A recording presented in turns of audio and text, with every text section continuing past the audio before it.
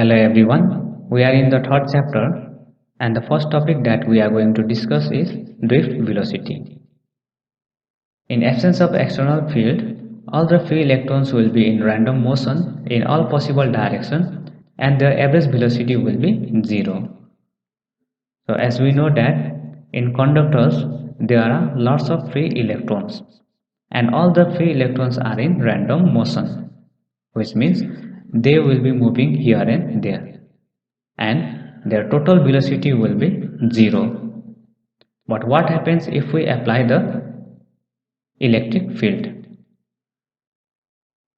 So when we apply the electric field, the free electrons gets drifted towards the opposite direction of the applied electric field and the average velocity will not be 0 and this velocity we call it drift velocity.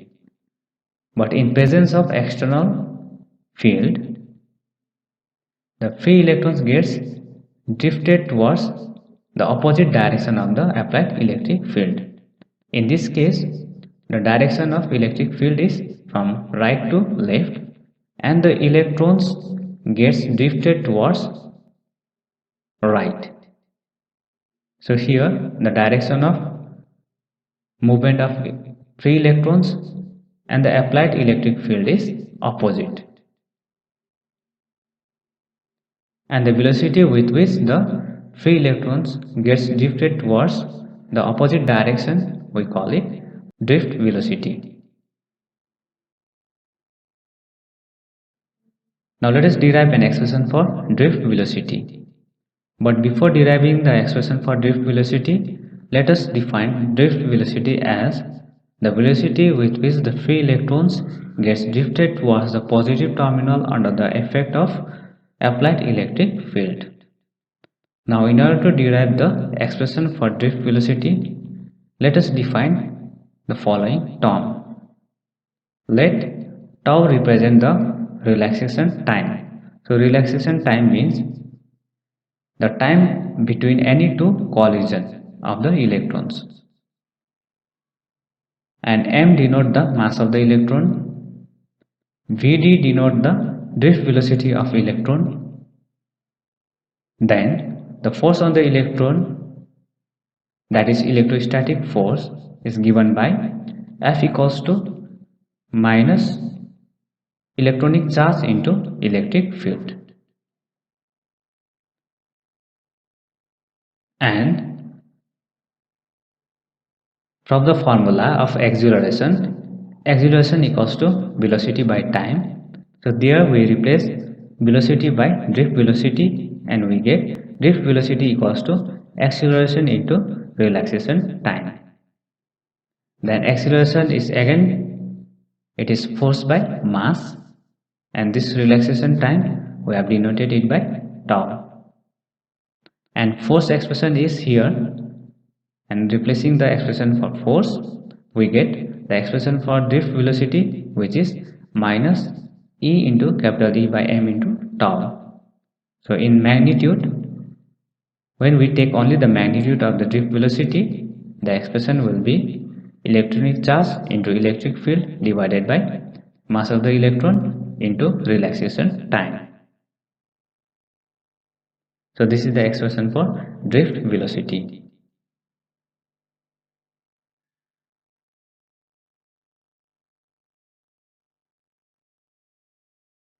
Now let us derive an expression for electrical conductivity and resistivity. So for that we consider a conductor having cross-sectional area A and the length of this conductor is delta x. The direction of electric field is from right to left and the direction of drift velocity is from left to right. So they are in opposite direction. Now let us consider all the electrons left to the area A cross the area in time delta t. So all the free electrons which are here within the conductor, they cross the area A in time delta t. Actually we don't know how many free electrons are there within this conductor. So let us define number density. So let n denotes the number density of electrons. Then we need to find the volume of this conductor.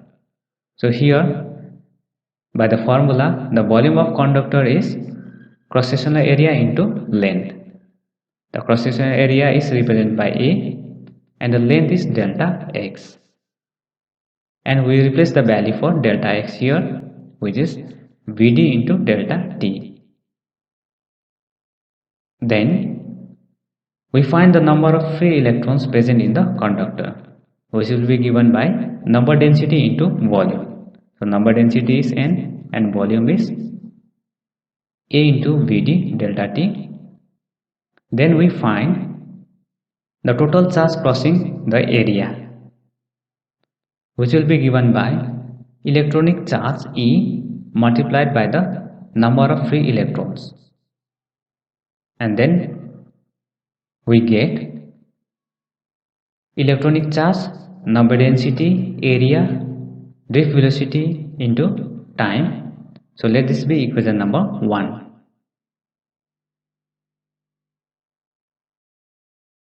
Now after finding the expression for total charge, we find total current through the conductor, which is given by the formula total charge divided by time. And after replacing the expression for total charge and after simplification, we get the expression for current, which is drift velocity into electronic charge into number density of electrons into cross-sectional area of the conductor. So this is our equation number 2. So this equation 2 gives the relation between current and drift velocity of the electron. Now we find the current density, and the current density formula is current divided by area, and we have already got the expression for current, and using equation number 2 here, and after simplification we get current density J equals to VDEN. So this is our equation number 3, and this equation 3 is an expression for current density of conductor in terms of drift velocity and electron.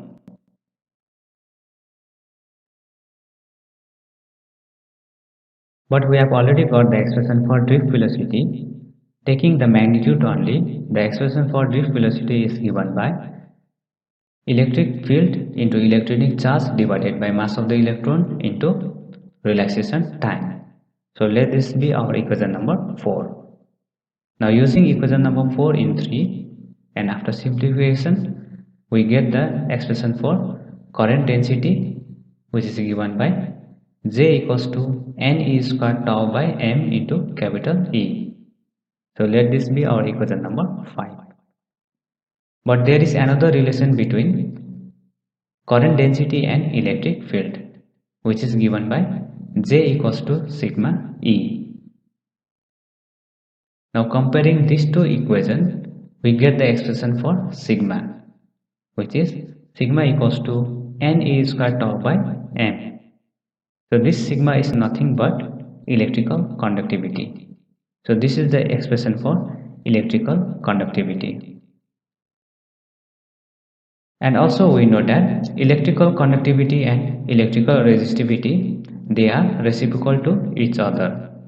So from the expression of electrical conductivity only, we get the expression for electrical resistivity, and is given by rho equals to M by Ne squared tau. So this is how we get the expression for electrical conductivity and electrical resistivity.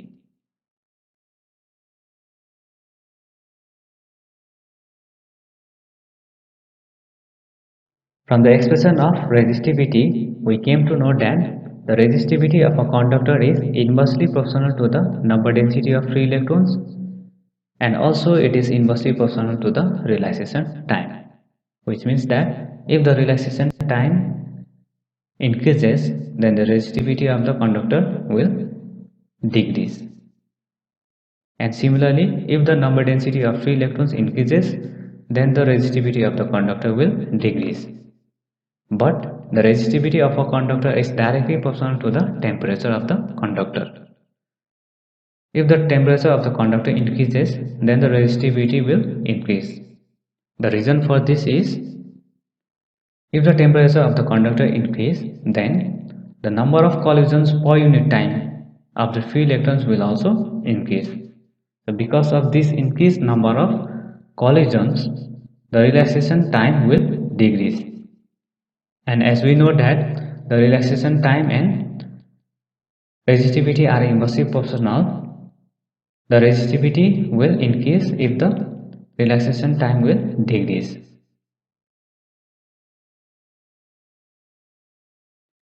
Alloys like constantan and manganese are used for making standard resistors because the resistivity of these alloys are very weakly dependent on the temperature, and hence the resistance value does not change by greater value even if the temperature increases. So the alloys like constantan and manganese are used for making standard resistors because the resistivity of these alloys do not depend much on the temperature, and the value of resistance will also does not vary by large amount or greater value. So for this reason, they are used to make standard resistors. Now here are three important graphs which shows that how the resistivity of a copper, nichrome and semiconductor depends on the temperature. Now the last topic for the class is mobility of charge carriers. At first let us define mobility as the magnitude of drift velocity per unit electric field. So when we divide the magnitude of drift velocity by an electric field, we get mobility. And this mobility is denoted by mu. So mu equals to magnitude of drift velocity divided by electric field, and the SI unit of mobility is meter square per volt per second. Now let us derive an expression for mobility in terms of relaxation time. The expression for mobility we get from the expression for drift velocity. We know that the magnitude of drift velocity is given by Vd equals to electronic charge into electric field divided by mass of the electron into relaxation time. Now we shift this electric field to the left, and it will be drift velocity by electric field, which we call the mobility, which is equals to E tau by m. So at last we get the expression for mobility, which is given by mu equals to E tau by m, and this is the required relation.